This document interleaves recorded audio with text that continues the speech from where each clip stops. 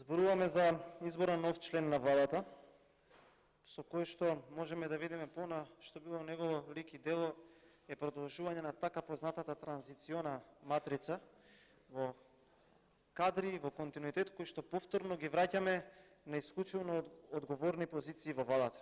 Само сакам да подсетам за подсетување на македонските граѓани дека господинот Пенов прв пат станал градоначалник во 96-та година, годината во која што имало најмногу предпријатија, компании кои што биле испратени под стечај и е годината во кој што над 200.000 работници во Република Македонија беа оставени на улиците без никаква помош и тогаш настана првиот феномен на така наречената загубена генерација, која што децата на тие родители кои што брутално беа бркани од работа заради ваквите политичари бараа парчето леп и сопствената среќа на секаде низ белиот свет заради тоа што тогашните функционери кои што стануваа градоначалници и министри мислеа на сопственото богатење наместо на судбината на македонските граѓани, кои што ќе повторам во 96-та година и годините кои што следеа потоа беа транзициони најтешките во постоењето на македонската држава.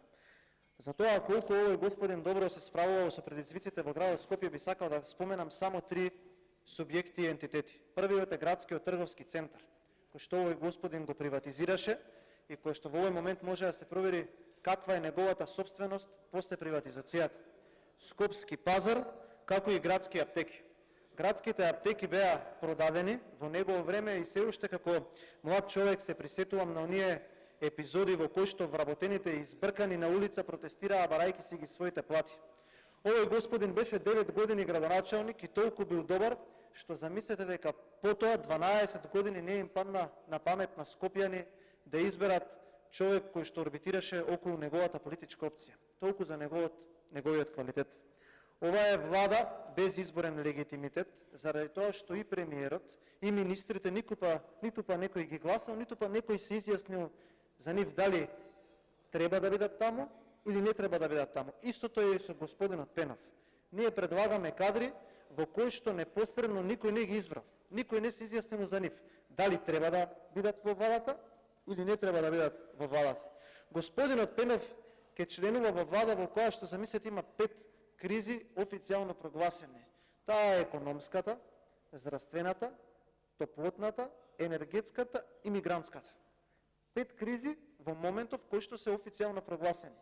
И господинот треба да биде министер во таква влада и некој нас не убедува дека тој ќе биде додадена вредност. Господине Ковачевски, вие кажавте во вашиот одговор дека сте тука подготвен да одговорите на сите прашања.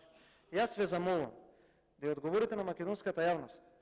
Каква додадена вредност ќе даде овој министер во владата, која што управува во моментов со инфлација близу 20%, највисока некогаш во постоењето на државата и 5-та највисока во Европа. Ова го кажува Евростат, ова не сум го кажал јас.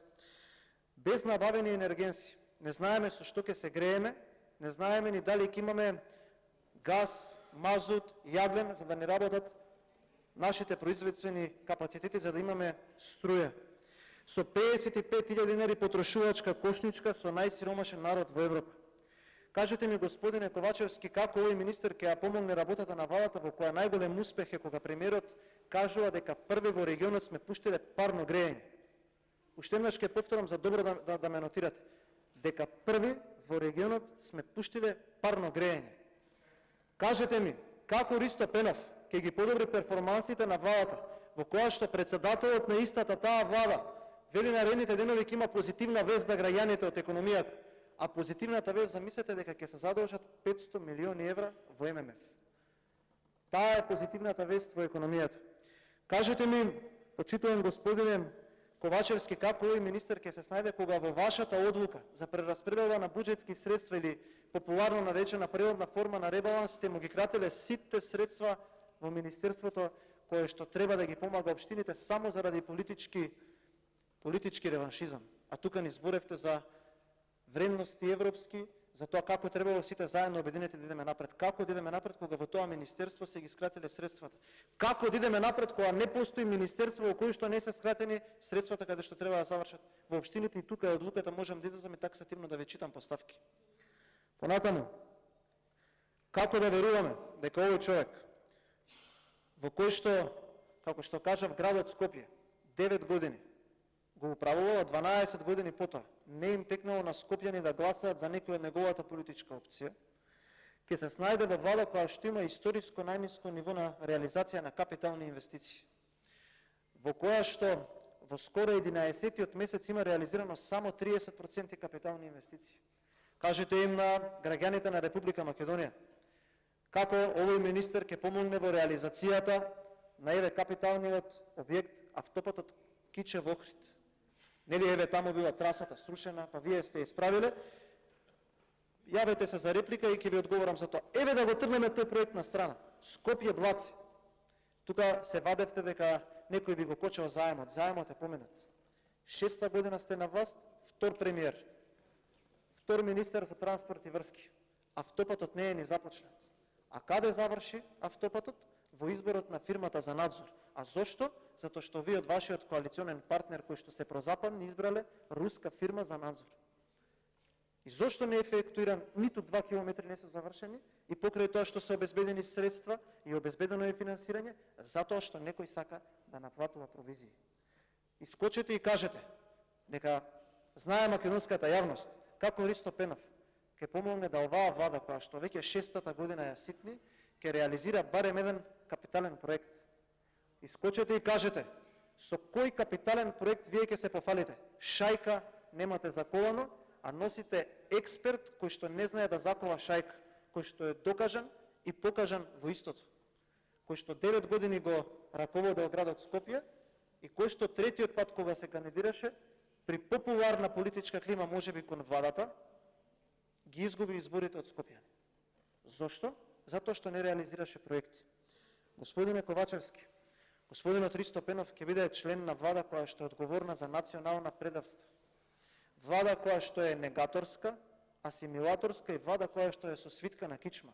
А зошто со свитка на кичма? Затоа што од оваа говорница, вие почитуван претседателе на владата Ковачевски, кажавте дека ќе се отвори културен клуб, македонски културен клуб во Благоевград. За денеска да дадете друга изјава, дека во петок ќе бидете во Скопје, подготвувајќи ги документите за некој си нареден културен клуб, затоа што овој Петков, вашиот колега, дојде во Битола на отварање на културен клуб со дипломатски протокол, со полициско обезбедување кое што сме го платиле ние, за кое што владата знаела, а вие ќе бидете во Скопје во петок, кога се отвара културниот клуб на Никола Лапцаров. И споредете ги делата на двајцата. Едниот кој што го носи името Битолскиот културен клуб, а другиот кој што го носи Македонскиот културен клуб. Ристо Пенов ќе биде дел од влада, од партија во која што делумично структурите од ЛДП бараат да се сменат украинските топоними во Македонија, ама се откажуваат од македонските малцинства во Грција и во Бугарија со вашите договори.